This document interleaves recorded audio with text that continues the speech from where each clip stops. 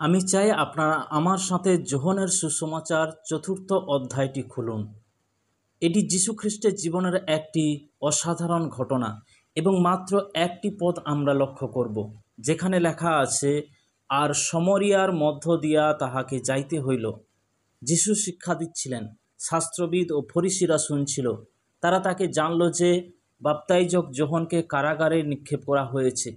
তিনি এমনভাবে শিক্ষা দিতেন যেন তার মধ্যে কর্তৃত্ব রয়েছে এবং লোকেরা আনন্দের সঙ্গে শুনতে আসত। তিনি এত সরলভাবে শিক্ষা দিতেন যে সাধারণ মানুষও আনন্দের সঙ্গে তাকে গ্রহণ করত। এখন তাকে গালিলে ফিরে যেতে হবে। তিনি তখন দক্ষিণে জিহুদিয়ায় ছিলেন। এখন তিনি গালিলে যাচ্ছেন। তিনি কোনো বিমান ধরেননি, কোনো বাস ধরেননি, কোনো গাড়িতে ওঠেননি। তিনি হাঁটছিলেন। আজকের দিনের হিসাবে দূরত্বটা খুব বেশি নয়, কিন্তু সেই সময়ে জিহুদিয়া থেকে গালিলে যাত্রা করা অনেক লম্বা পথ ছিল। আর তিনি কানানগরে যাচ্ছিলেন, কিন্তু শাস্ত্র বলে, আর সমরিয়ার মধ্য দিয়া তাহাকে যাইতে হইল। কেন? কারণ সমরীয় ও ইহুদিদের মধ্যে মিল ছিল না। তারা একে অপরকে ঘৃণা করত, এড়িয়ে চলত। সমরীয়রা বিদেশি জাতির সঙ্গে বিবাহ করছিল। তারা শুদ্ধ জাতি ছিল না। তাই ইহুদিরা সাধারণত জর্দন নদীর পূর্ব বা পশ্চিম দিক হয়ে ঘুরে যেত, যেন সমরিয়ার ভেতর দিয়ে যেতে না হয়। কিন্তু যিশুকে সমরিয়ার মধ্য দিয়ে যেতে হলো কেন? কারণ তার সেখানে একটি সাক্ষাৎ ছিল। সেই সাক্ষাৎটি নির্ধারিত ছিল শত শত বছর আগে ঈশ্বরের সভাঘরে। আপনারা লক্ষ্য করবেন, বাইবেলে যে সমস্ত জায়গার কথা বলা হয়েছে তার অধিকাংশই ছিল মরুভূমি। সেই সমস্ত জায়গাগুলোতে জল একটি অমূল্য সম্পদ। কুয়ার বড় গুরুত্ব আছে। আর সমরিয়াতে দুটি পর্বতের পাদদেশে ছিল যাকবের কূপ, যা যাকব নিজে খুঁড়েছিলেন। যেমন শারীরিক প্রয়োজনের জন্য জলের দরকার, তেমনি আত্মার জন্য প্রয়োজন আত্মিক জল। যিশু বলছেন, আমি জীবন জল। যেরেমীয় নবী বলেছিলেন, আমার লোকেরা দুটি দুষ্টতা করেছে। তারা আমাকে, জীবন্ত জলের অনুইকে ত্যাগ করেছে এবং নিজেরা ভাঙা কুয়ো খুঁড়েছে, যা জল ধরে রাখতে পারে না। যিশাইয়া নবী লিখেছেন, তোমরা হবে সেই উদ্যানের মতো যার কোনো জল নেই। সখরীয় লিখেছেন, জলহীন কুয়ার বন্দী। পিতর লিখেছেন, এরা হলো জলবিহীন কূপ। যিশাইয়া আবার বলেছে, দুষ্টেরা উত্তাল সাগরের মতো, যা শান্ত হতে পারে না, আর জল কাদা ও ময়লা তুলে আনে, দুষ্টের জন্য শান্তি নেই। আমাদের হৃদয়ও সেই জলের মতো চঞ্চল, অশান্ত।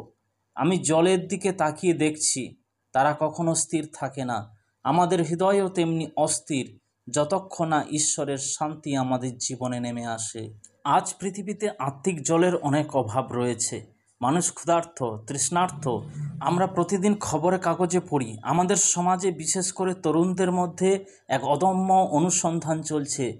কিন্তু তারা ভুল উৎস খুঁজেছে। তারা সন্তুষ্টি খুঁজছে পানীয়তে, যৌন সুখে, অর্থে, ক্ষমতায়, কিন্তু কোনো কিছুতেই আত্মার গভীর তৃষ্ণা মেটাতে পারে না। কেবলমাত্র জীবনের জল এবং জীবনের রুটি যীশু খ্রিস্টই সেই প্রয়োজন পূরণ করতে পারেন। মধ্যপ্রাচ্যে জল বড় অভাবের জিনিস। জলের কূপ থাকা কখনো কখনো তেলের কূপ থাকার চেয়েও মূল্যবান। ইতিহাসে অনেক যুদ্ধ হয়েছে এই জলের জন্য। বাইবেলে আমরা দেখতে পাচ্ছি, যিশু জিহুদিয়ায় শিক্ষা দেওয়ার পর সমরিয়া হয়ে যাচ্ছিলেন। এটি সবচেয়ে ছোট পথ ছিল, কিন্তু ইহুদিরা সেই পথে যেত না, কারণ তারা সমরীয়দের সঙ্গে কোনো সম্পর্ক রাখত না।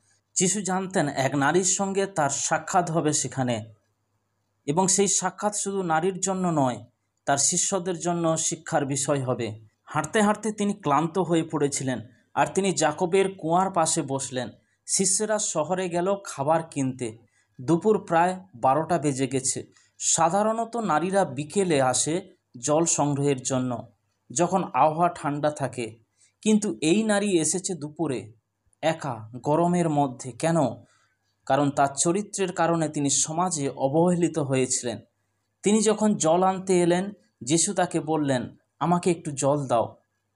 এতে তিনি অবাক হলেন, কারণ ইহুদিরা কখনো সমরীয়দের কাছে কোনো কিছু চায় না। কিন্তু যিশু মুহূর্তের মধ্যেই জাতিগত বৈষম্যের দেওয়াল ভেঙে ফেললেন। আমাদের সমাজে যেমন জাতিগত, বর্ণগত, আর্থিক ভেদাভেদ আছে, তেমনি তখনকার সময়েও ছিল। যিশু সেগুলো ভেঙে দিলেন। তিনি তাকে বললেন, যদি তুমি ঈশ্বরের দান জানতে আর যিনি তোমাকে বলছেন আমাকে জল দাও, যদি তাকে চিনতে, তবে তুমি তার কাছে চাইতে আর তিনি তোমাকে জীবন্ত জল দিতেন। ঈশ্বরের এই দান হলো বিনামূল্যে। এটি কেনা যায় না, পরিশ্রমে অর্জন করা যায় না, দাম দিয়েও পাওয়া যায় না। এটি হলো ক্রুশের মাধ্যমে সমস্ত পাপের ক্ষমা। এটি হলো জীবন্ত জল। যিশাইয়া নবী লিখেছেন, অহো তৃষিত লোক সকলে, তোমরা জলের কাছে আইসো, যাহার রৌপ্য নাই আইসুক। তোমরা আইসো, খাদ্য ক্রয় করো, ভোজন করো। হ্যাঁ, আইসো, বিনা রৌপ্যে খাদ্য, বিনামূল্যে দ্রাক্ষারস ও দুগ্ধ ক্রয় করো। কিন্তু সমরীয় নারী সেটা বুঝতে পারেনি। তিনি ভেবেছিলেন যিশু শারীরিক জলের কথা বলছেন, তাই তিনি বললেন, প্রভু, আপনার তো জল তোলার মতো কিছুই নেই, আপনি কোথায় সেই জল পাবেন? তখন যিশু বললেন, যে এই কূপের জল পান করবে সে পুনরায় তৃষ্ণার্ত হবে, কিন্তু যে আমার দেওয়া জল পান করবে সে আর কখনো তৃষ্ণার্ত হবে না। প্রিয়জনেরা, আজ আপনার প্রাণ, আত্মা, আপনার মন কি সেই জীবন্ত জল পাওয়ার জন্য তৃষ্ণার্ত? আপনি কি সেটা খুঁজছেন? আপনি হয়তো একজন বাপ্তাইজিত বিশ্বাসী, আপনি নিয়মিত চার্চে যান, কিন্তু আপনার হৃদয়ের গভীরে কিছু একটার অভাব রয়েছে। আপনার জীবনের সেই পূর্ণতা, সেই সন্তুষ্টি, সেই শান্তি নেই যা আপনি পেতে চান, যা আপনি বিশ্বাস করেন যে ঈশ্বর সেটা দিতে পারেন। তাহলে আপনার কি করা উচিত? যিশু ক্রুশের ওপর সেই জীবন্ত জল প্রদান করেছেন। তিনি ক্রুশে গিয়েছিলেন, তার সত্যিকারের যন্ত্রণা এসেছিল তখনই যখন তিনি বললেন, ঈশ্বর আমার, কেন তুমি আমাকে পরিত্যাগ করেছ? সেই ভয়ঙ্কর, সেই রহস্যময় মুহূর্তে ঈশ্বর তার ওপর সমগ্র বিশ্বের পাপ চাপিয়ে দিয়েছিলেন। আপনার পাপ, আমার পাপ, আমাদের জীবনে যা কিছু ভুল আমরা করেছি সব কিছু যিশুর ওপরে চাপানো হয়েছিল। তিনি সেই বিচার, সেই নরক নিজেই গ্রহণ করেছিলেন, যা আসলে আমাদের প্রাপ্য ছিল। সমরিয়ার সেই স্ত্রীলোককে যিশু সেই জল দিতে চেয়েছিলেন যা তার জীবনের জন্য প্রয়োজন ছিল। আমাদের আত্মাগুলো শূন্য, একা। সেই নারী তার নিজের আত্মার শূন্যতা অনুভব করতে পেরেছিল এবং বলেছিল, হে প্রভু, আমাকে সেই জল দিন যাতে আমি আর তৃষ্ণার্ত না হই। সে ছিল খুবই আন্তরিক, কিন্তু কেবল আন্তরিক হওয়া যথেষ্ট নয়। আপনি নিজের ধর্মকে মানছেন, তারপরেও ভুল হতে পারে। বাইবেল বলে এমন একটি পথ আছে যা মানুষের কাছে সঠিক মনে হয়, কিন্তু তার শেষ হলো বিচার আর মৃত্যু। আপনি হয়তো ভুল রাস্তায় আছেন। ঈশ্বর আজ আপনাকে আহ্বান করছেন ক্রুশের দিকে ফিরে আসতে, বিশ্বাসের মাধ্যমে আপনার পাপের জন্য অনুতাপ করতে বলছেন। আপনি হয়তো ভালো ধার্মিক আচার অনুষ্ঠানগুলো পালন করেন, কিন্তু খ্রিস্টের সাথে আপনার নিজ সম্পর্ক নিয়ে নিশ্চিত নন। আপনি নিশ্চিত হতে চান আজ এখান থেকে যাওয়ার আগে।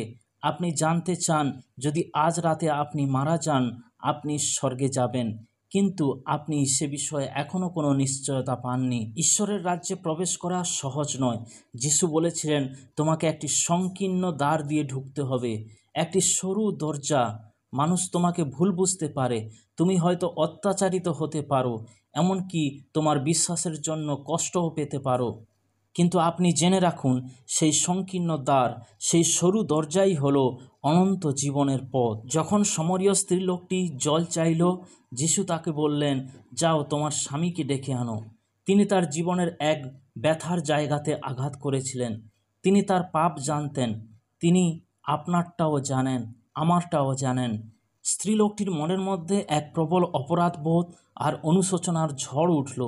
সে বলল, আমার স্বামী নেই। যিশু বললেন, তুমি ঠিকই বলেছ, তোমার 5 জন স্বামী ছিল, আর এখন যে পুরুষের সঙ্গে তুমি আছো সে অ্যাকচুয়ালি তোমার স্বামী নয়। তিনি বুঝলেন তার সামনে একজন নবী আছে, আর যিশু তখনই তাকে প্রকাশ করলেন, আমি সেই মসীহ। সেই মুহূর্তে তার জীবন বদলে গেল। তিনি তার জলপাত্র ফেলে রেখে নগরে ছুটলেন আর মানুষদেরকে ডেকে আনলেন।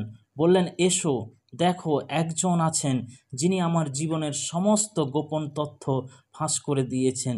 তিনি কি সেই মসীহ নন যার জন্য আমরা অপেক্ষা করে আছি? শহরে অনেক সমরীয় তার কথায় বিশ্বাস করল, আর একজন পাপী নারী, সমাজচ্যুত, এখন যিশুর সাক্ষী হয়ে গেলেন। আপনি ঈশ্বরকে কোথায় উপাসনা করছেন সেটা আসল বিষয় নয়, কিন্তু আপনি কিভাবে তার উপাসনা করছেন সেটা গুরুত্বপূর্ণ। আপনি প্রার্থনা, আপনি গান, আপনি বাইবেল পাঠ, গির্জায় দান করার মাধ্যমে আপনি কি করেন? তার উপাসনা করেন। আমরা ঈশ্বরকে উপাসনা করি, তাকে মহিমান্বিত করি। আমাদের প্রতিটি কাজই যেন হয় উপাসনার একটি অংশ। আর আপনি যদি সত্যিকারে খ্রিস্টকে চেনেন, আপনি যদি তাকে ভালোবাসেন, তবে আপনি যা কিছু করবেন সব কিছুতেই আপনি তাকে উপাসনা করবেন। যিশু তাকে সর্বশ্রেষ্ঠ প্রকাশ দিলেন যখন তিনি বললেন, আমি জানি মসীহ আসবেন, যাকে খ্রিস্ট বলা হয়। তিনি আসলে আমাদের সব কিছু ব্যাখ্যা করবেন। যিশু তাকে বললেন, আমি সেই মসীহ, আমি সেই যার কথা তুমি বলছো। কি আশ্চর্য! তিনি সেই মসীহের সাথে কথা বলছিলেন যাকে সমরীয়রা, যাকে ইহুদিরা উপেক্ষা করেছিল, এমনকি আমরা আজও উপেক্ষা করছি। সেই মুহূর্তে তিনি রূপান্তরিত হলেন, পরিবর্তন হলেন, বদলে গেলেন। আর সেই মুহূর্তে তার নাম জীবন পুস্তকে লেখা হলো। সেই মুহূর্তেই তার স্বর্গরাজ্যে স্থান নিশ্চিত হলো। আর সেই মুহূর্তে তিনি সাক্ষী হয়ে উঠলেন। তিনি প্রমাণ করলেন যে তিনি খ্রিস্টের সাক্ষাৎ পেয়েছেন। তিনি তার জল ভর্তি কলসি ফেলে রেখে শহরের দিকে গেলেন, শহরের লোকেদেরকে ডেকে আনলেন। আর নগরবাসীরা এসে যখন যিশুর সাথে কথা বলল, তারা আশ্চর্য হলো এবং তারা বলল যে, তুমি বলেছ বলে আমরা বিশ্বাস করছি না, কিন্তু আমরা নিজেই শুনেছি এবং বিশ্বাস করছি ইনিই সেই খ্রিস্ট। আপনি বুঝতে পারছেন, সমরিয়া স্ত্রীলোকটি নিশ্চয়ই একজন ধার্মিক মহিলা ছিল না। তার কাছে বলার মতো কোনো ধর্মতত্ত্বও ছিল না। তিনি জানতেনও না কি করে কি বলবেন তিনি শুধু বললেন, এসে দেখো, যিশুকে দেখো। যিশু তোমার জীবন বদলে দেবেন, যেমন আমার জীবন তিনি বদলেছেন। প্রিয় বন্ধুরা, আপনিও যদি সেই স্ত্রী লোকটির মতো খোলা মন নিয়ে যিশুর কাছে আসেন এবং যিশুর দেওয়া সেই জীবন্ত জল আপনি পান করেন, তাহলে আপনার জীবন পুরোপুরি পরিবর্তন হতে চলেছে। আপনার সমস্ত পাপের ক্ষমা আপনি পাবেন এবং আপনি পরিবর্তন হবেন। যিশুকে ত্রাণকর্তা রূপে আপনি গ্রহণ করবেন। যিশু প্রকাশ্যে ক্রুশে আপনার জন্য মরেছেন। আজ তিনি আপনাকে বলছেন, এসো, জীবন্ত জল পান করো, কারণ তার মধ্যে আছে ক্ষমা, শান্তি, পরিপূর্ণতা আর অনন্ত জীবন।